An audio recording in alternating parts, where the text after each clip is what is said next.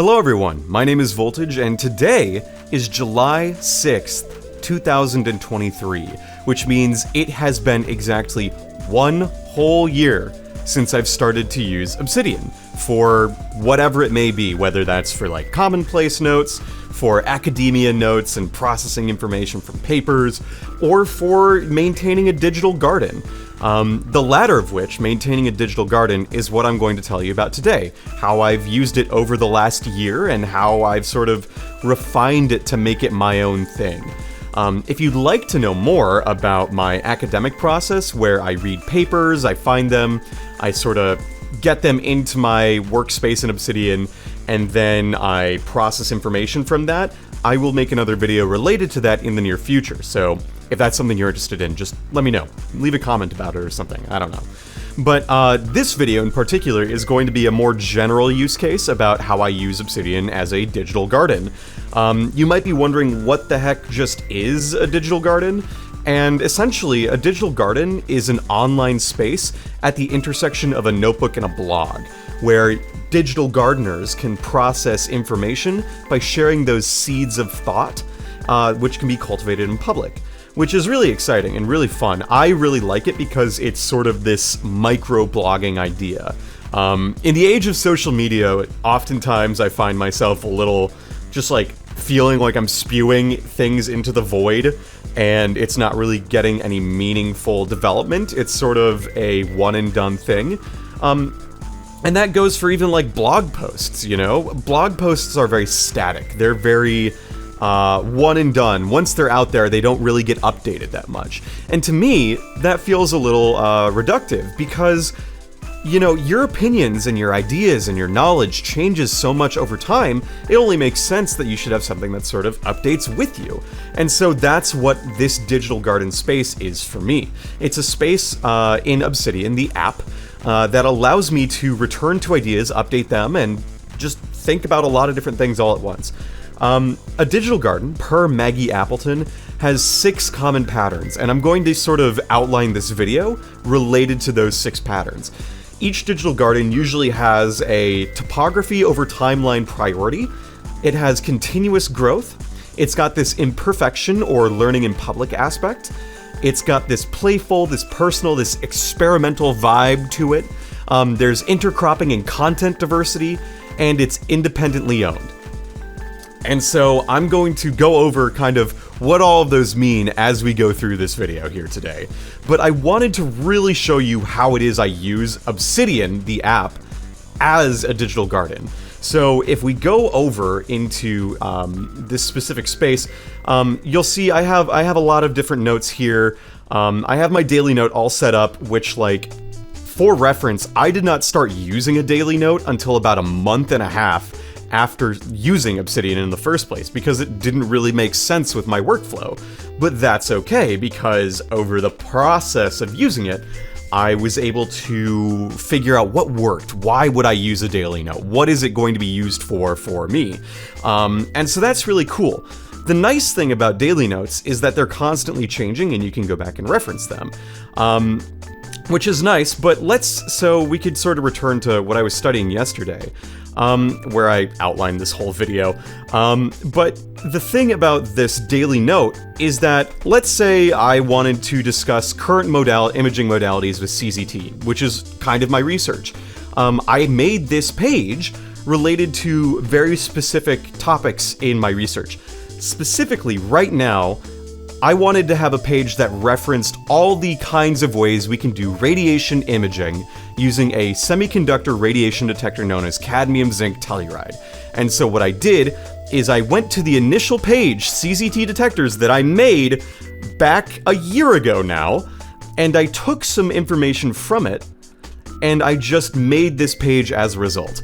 I'm a believer in sort of atomic notes, or sort of reducing notes to a very one thing in them, if that makes sense. So I was able to then take out all the current imaging modalities with CZT and sort of process this. Now, the reason I really bring this up in the topography over timelines section, which is where we are now, the reason I do that is because while I made this page July 5th of yesterday, basically, of 2023. This page, while you don't have the date it was made July 7th, 2022. So it's constantly being updated and changed. As you can see, it has a link to that page. That is why I really like Obsidian for this. It has linking systems. It's got backlinks. By adding double brackets to my notes, I can create links to other pages. So, for example, you might see this is what is known as Compton imaging. Well, what is Compton imaging? Well, I can click on it and it takes me to a link where I've made a page about Compton imaging, which is really, really useful for me because it's sort of like a cornerstone of some of the research that my group does. And so I have these pages that are entirely just time independent, which is really, really cool because now if I want to change this or I realize, oh shoot, I have a typo in here, like maybe I don't like T for this thing and I like E rather than T. I just use the LaTeX marking systems basically, and I can change this from T to E, for example, and then bada bing, bada boom, it's done. That's how cool and effective and easy this is to just update pages. This text is all in Markdown. Websites often use Markdown for their pages because it's very adaptable, easy to understand. It's not like HTML, which, is still itself pretty easy. But it's just very simple. It's very user-friendly, which to me is very nice. That said, again though, I know how to use LaTeX. Like, this math formatting, I know how to use that. I've learned that already. So I like it, especially because there's the intersection here and there, for example. So this is really cool for academics, but what about, like, games? Because guess what? My digital garden at this point is more than just academia. It's also about, like, games I'm playing through right now. So, for reference, I'm playing through Pokemon Mystery Dungeon Gates to Infinity. I made this page, and it's sort of like where I keep my notes on my playthroughs. And so I keep my general thoughts in here, and I make them a bullet point, and if they become large enough, then they get their own header. And then, for example, let's say I see that I have enough points in this space to make it kind of its own note, because, there is a lot of information, like, Gates to Infinity is overcomplicated outside of dungeons, and oversimple in its dungeon exploration. So what I like to do, is I like to have my note titles be a topic sentence, or like a tweetable thing, so that could be like the hook, or like the main point. And then all the elaboration in the paragraphs that follow is in the note itself. Gates to Infinity is that. So what I have a little plugin that allows me to export notes from a system. So what I'm going to do here is I'm going to show you, while I wrote this part, like 3 days ago, right? What I can do is I can make its own note. The name convention is not how I like it, but that's okay. But you can see, now I have a whole thing, and I've basically made a new note with this new idea that I've processed through writing things. So, it's like going in. There are too many moving parts outside of dungeon exploration processes for how simple dungeon crawling is. I spent like 10 minutes fucking around in Post Town and Paradise. Also, I could do a single mission in a dungeon, which takes like 5 minutes maximum. It's a bit unbalanced in its pacing. So this is something that I've thought about a lot as I've played this game. And rather than like try to publish a retraction or like, publish this page right now, instead, I just keep it consistently updated and move ideas around as I see fit. So what you just saw right there is part of that workflow of processing an idea from when I'm playing a game. And so this is maybe a little fast of going through it, but that's kind of the idea, is I keep my notes and the bullet points here. When I have enough of them, I'll put them in a header. And when that header has enough content beneath it, then I'll make it its own note. So that's kind of like an idea. And so as you can see, like this guy here, this one does not have enough information to quite put anything into it yet. But you might be wondering, okay, so I see that there's metadata, ratings, cool, that's great. I have sort of my games of other things. For like 9 Hours, 9 Persons, 9 Doors, I have ratings, like 95. It's got clear time, I keep track of metadata in here. Like Nirvana Initiative, I keep track of that there. Chrono Trigger, I have my rating for that. You might be wondering, okay, why use this? Why not use, say, backlogged to keep everything, which I do use backlogged, but only for like a summary thing. Because I also rate like movies I've seen, you know, like Castle in the Sky. That's my 100 in this whole friggin' thing. Or like, you know, National Treasure, it's got like a 69. So you might be thinking, why not use Letterboxd? Truth is, I really like having everything kind of in one place, because like, that way I could link ideas about perhaps a Spider-Man Across the Spider-Verse. I could sort of like gather a lot of ideas and put them on there and draw links between movies and TV shows and books and video games. The spaces are contextually linked. They are topography linked rather than over a series of time, you know, for example, and they're not separated by media. That's why I really, really like Obsidian for this, because I can do comparing and contrasting a lot of different things all at once, which then I believe gives me a more holistic view of all the things I'm engaging with. I really, really, really enjoy it. So that's really great. So again, this sort of prioritizes content over the day it was made, which again, to me, is more important. There's sort of this hierarchical sense of connections rather than there is for like when I post things. And I really like digital gardening for that reason. Having these connections that are bi-directional and these links that sort of go between places, it's really easy to trace ideas across a series of notes. So for example, Wario Land 4 is really cool. And I have a note that says, like, the frog switches in Wario Land 4 are a great mechanic for inducing stress in a familiar space. And that's cool, because then I have this thing, and then I have an example. Pinball Zone in Wario Land 4 is a memorable level because of its dichotomy between modes before and after activating the frog switch. So I could follow that along, and maybe there are some backlinks that I haven't linked yet. For example, in Pizza Tower, where Pizza Tower, the room-to-room level design in Golf in Pinball Zone, in Golf is Pinball Zone, but much faster and more entertaining. And then I have how that relates in Pizza Tower, which is a game that draws a lot from Wario Land 4. So I'm able to travel this path of ideas, which is really fun, which sort of leads into the second point of a digital garden, the idea of continuous growth. With continuous growth, I'm constantly changing and planting new ideas and new seeds and watching things germinate, for example.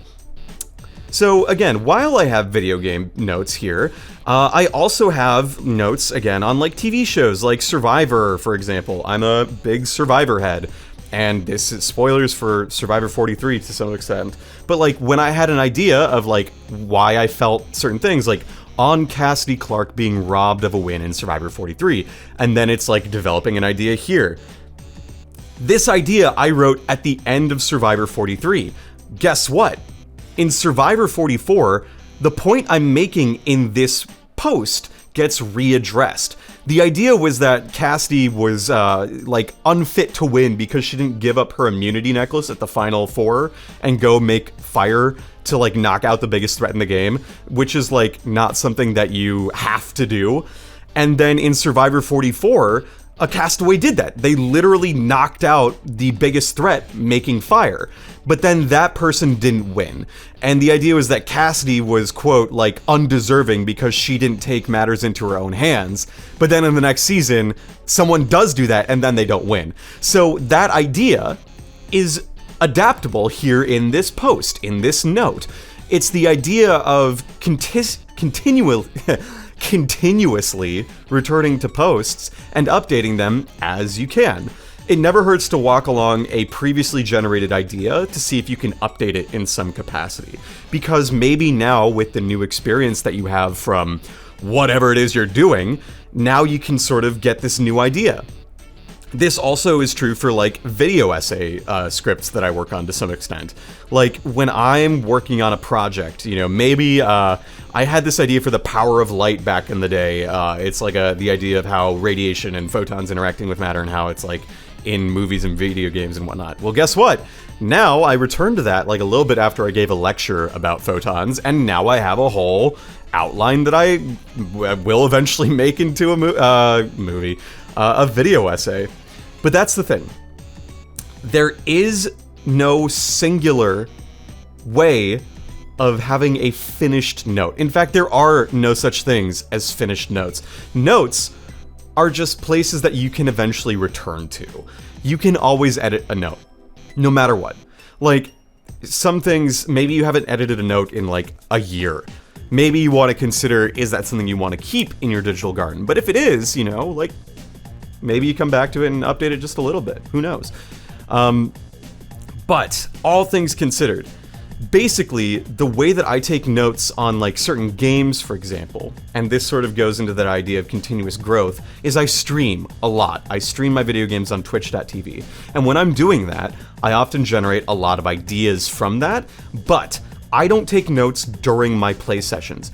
Everything I put into my digital garden comes after a play session. So for Okami, for example, a game that I am currently streaming, that I intend to finish tonight, by the way, all of these notes that I've generated here are over the span of like weeks. And each of these little things was just like something that I felt, and then I came back to over the course of the game. So this was never a static note. It was always being developed, always being moved along. And so that is sort of like a characteristic example of how you don't let these things just sit, you know? They're always growing. They're always being developed. They're always changing. Now that's really fun and really cool, and I generate these ideas. But in order for it to be a digital garden to some effect, I do need to share these ideas.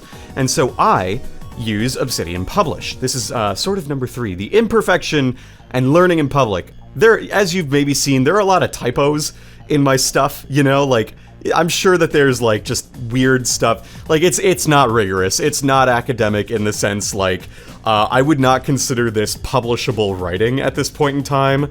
Like, again, if we go back to like, maybe some examples from Survivor 44, for example. Like, you know, it's like, I'm talking about Carolyn here, like Queen, stay material. We love her. She better be here all season long, every episode of her with a gift, best part of the season. Like, this right here, I would not put into a published article in this format. However, I do in fact publish my notes, and this is what people see on my Obsidian Publish website. I'll leave a link to that in the description below in case you do want to sort of explore it and absorb it on your own. There's a lot of cool stuff here, in my opinion. I mean, I am making it, so what can I say? But yeah, my notes are for me, first and foremost, right? Like, I write these things mainly so that I can read them, right? I don't write them for an audience, and so I like this a lot because, again, it is this micro-blogging idea, but it faces inward. I might have some factual inaccuracies that are reflective of my knowledge or lack thereof, for example, and I can come back to it and update it. But I'm learning in public, which means that there needs to be some level of, like, a standard. I can't just, like, throw into the space and just, like, let it be. Apologies, I'm using swears. That's just how I talk. I'm sorry. The mindset of this is I'm trying to lean more into like this, lean less on the premium mediocrity idea and more of this domestic cozy vibe, where I'm doing it for me. It's sort of intrinsic. It's fun. It's for me. It's not for you. If you want to learn more about it, you can. But this is for me first and foremost. You know, like. And that's fine. The thing is, I like putting them out into the world so that people can see what I'm thinking about. You know, if you want to see what I'm doing right now, I have a page that is entirely developed about what I'm doing right now. So I have my research projects, my personal projects, and the media I am engaging with, you know? So, stuff like that. And I put it all in public so that people can sort of see it and think about it. Again, I don't track analytics, I don't keep track of who visits, I don't keep cookies.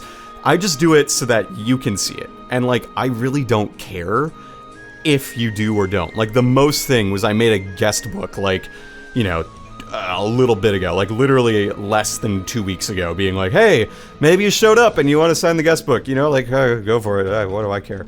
You know? It's like, just don't recommend the egg feeding game, if you know. But anyway, so that's fun. Moving right along, though.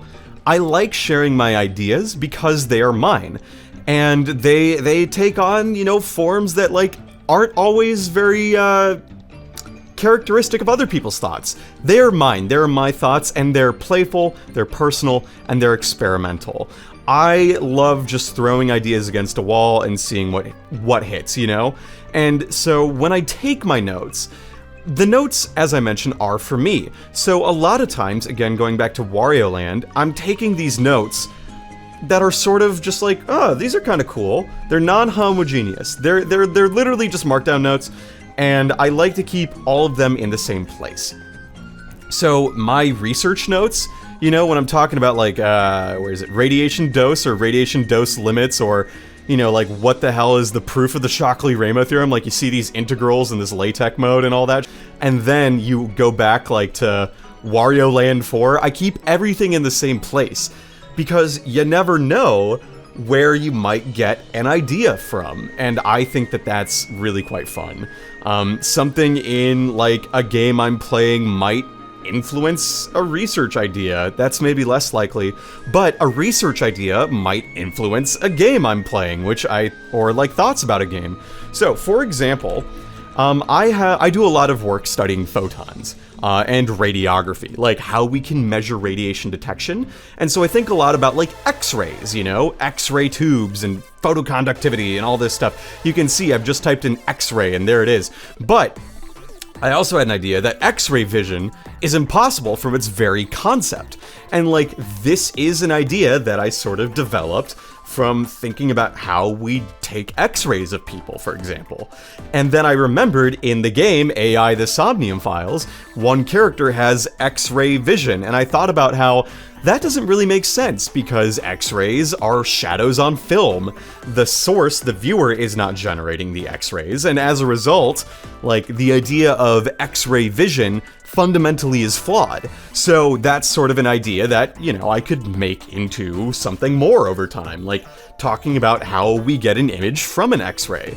I've done this for a couple other things too, like, I'll go sort of into my drafts here, you know, let's see, hobby, video game essays, yeah. So like for Final Fantasy VII and Mako reactors and Cherenkov radiation, it's talking about how Cherenkov radiation and Mako from Mako Energy in Final Fantasy VII are very similar.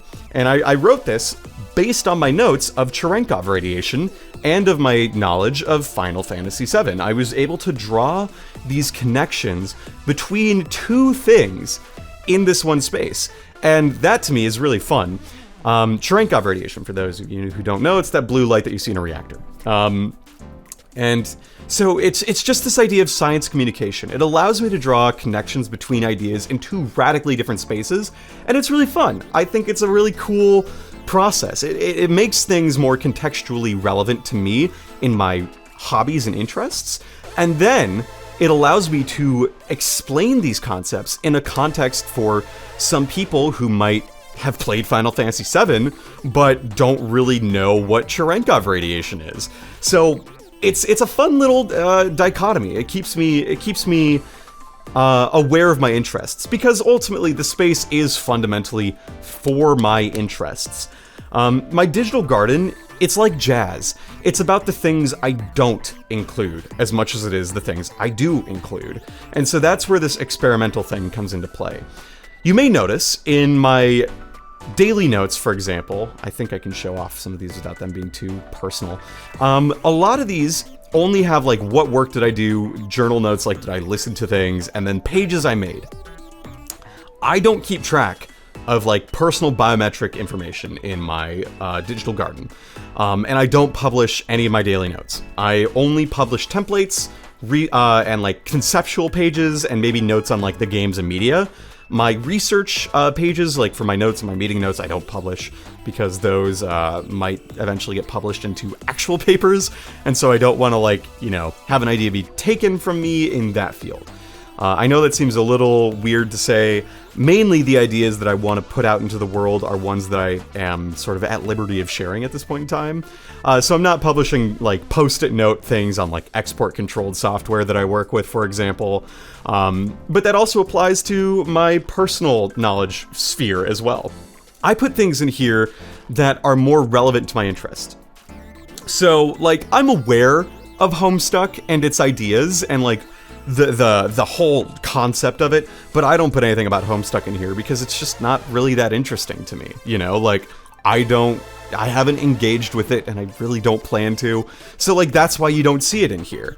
In my daily notes, I don't keep track of, like, water I've drank, miles I've run, or, like, food I've eaten. Like, I don't keep track of those tracking things either, just because that adds friction to my process, and I don't think I would, like, really find it useful in this space.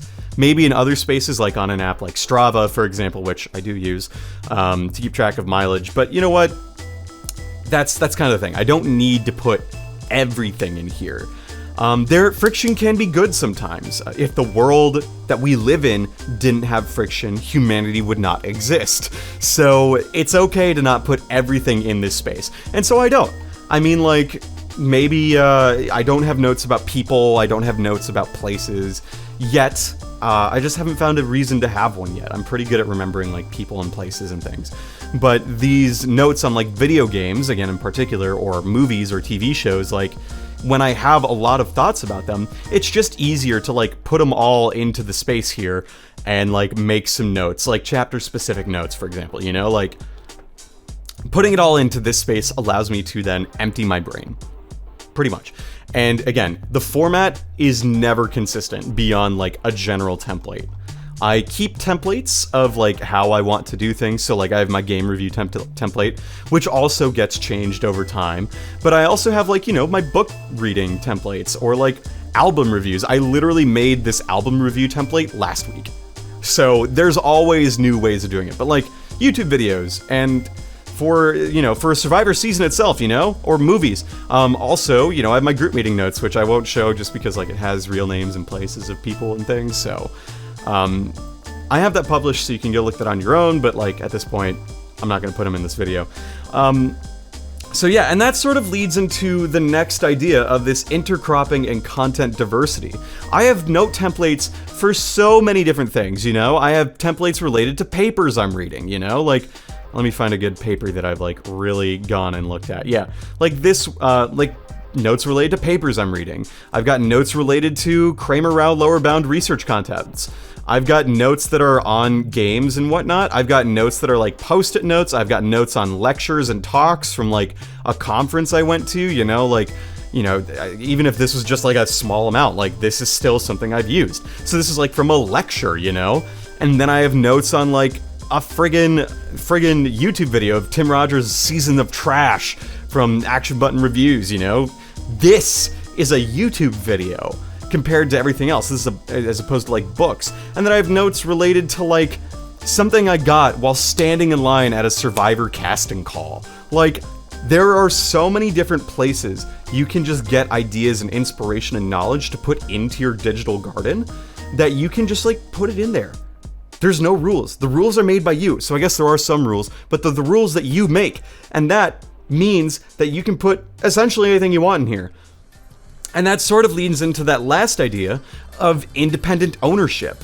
The idea that you are in control of your own notes within reason. That's another reason why I like Obsidian for this rather than something like Notion or, like, OneNote maybe, is that Obsidian, all of its files are just markdown files. I could take all of these notes and just, like, quit using Obsidian, and I'd still have entire access to them. When I host these, technically it's through Obsidian Publish, so it's, like, not entirely hosted by me, but this digital garden space that I'm actively using is fundamentally mine. Like, it's encrypted when it's doing its sync, and all of that information is stored locally on my PC or my phone, meaning that I can access it offline, which I find probably the most important thing for me, is that if I can't access my notes when I don't have Wi-Fi, that's a really useless system to me. I'm not meaning to slam other systems, but, like, Obsidian just works really well for what I am hoping to get out of a note-taking app. So that's kind of why I use Obsidian over others. The main one is that it's stored locally and it's just markdown files, so it's really easy. Yeah, I think that it's really important to have autonomy over my notes, because then it allows me to engage them however I want, whenever I want, and that's great. So that's kind of cool. So over the last year, I've been able to make, I think it's like 1,300 notes or so, and like not all of them are as developed as some. You know, like active interrogation, I've got a few of them, but then, you know, you got like analog ASIC, which isn't that complicated, or not complicated, but like developed, or like, you know, there's certain ones that aren't nearly as developed here, if I can find one. Yeah, you know, like some of them are literally just like things that you could find on Wikipedia to some effect, or Wolfram Math World, but I like having it in my space because then I can reference it with itself. And that's ultimately what matters to me the most. And I just use it. It's sort of like whatever has worked for me so far. And I really quite enjoy it. Oh, I should really update this part because Woo! You see, here's an example. I moved all these at one point and then I realized maybe I should actually have this publicly visible rather than that. It's a long story. I did a bunch of overhauling and I'm getting off topic. The point is, after 1 year, I have developed this, and that's just from being consistent with my use. I'm not trying to build Rome in a day, and I'm not trying to use Rome either. Basically, all of these things I developed over, like, months, a whole year, you know? Like, I made this page February 14th, you know? Or, like, the Minish Cap one I made literally September 9th, you know? Like, and then all my notes are there, and I keep track of maps or whatever, or things that are relevant. You know, some of them are like just, oh, here it is, my thoughts on Super Metroid or Super Mario Sunshine and whatever. The point is, I did this all over the course of a whole year so far. And I have no intent of like slowing down either. I think Obsidian is something that I'm really just going to stick with for another whole year. It's just something that works really well with my workflow. It's something that, like, as an academic, it's translatable, it's easy for people to understand, and it's easy for me to build in here, so I really like it a lot. The one thing that I wish I could use with Obsidian was a maybe faster way of just getting my brain out of using my ideas. Excuse me. Wow, that was a jumble. Getting ideas out of my brain and onto paper faster, and maybe more in the moment. That's like the only thing maybe that would be ideal, and I don't really want to use like a voice-to-text modulator yet. I haven't tried it too hard. That's something I'm thinking about doing maybe. Who knows? You know, that's a thing though. I've been thinking about how I use it just as much as I have been using it. I don't want this channel to become too much of a, like, how to use Obsidian to, like, hack your brain to be more productive, blah, blah, blah, blah, blah. Like, I'm just explaining how I use this here. That said, if you do enjoy these videos and want to know more about, like, a process of some degree, just let me know in the comments. Maybe like this video if you really enjoyed it, if you want to know more. Feel free to, like, ask me questions, send me questions. You can do that and I'll do my best to answer them.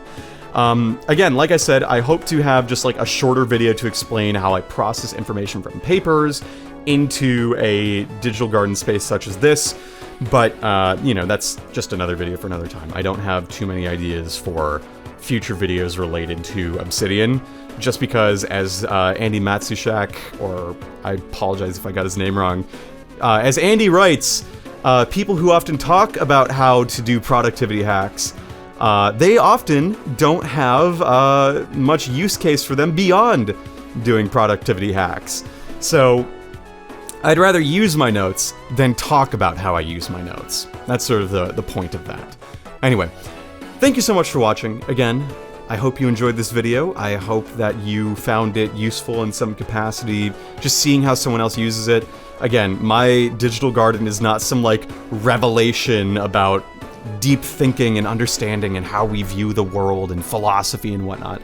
It's literally just, like, how I keep track of my notes, and this is literally the most basic, like, this is the default Obsidian layout. It is the default Obsidian theme. It is, like, using as few plugins as possible beyond, like, data view and note refractor, you know, like, that's kind of it. So in just this low-tech space, you can do this. It's really easy. Just start it. Just try it. It's good. It's fun. It's good. I enjoy it. Thanks again, and I don't know how to end my videos, so I'm just gonna end it somehow. Maybe I'll cut myself off talking.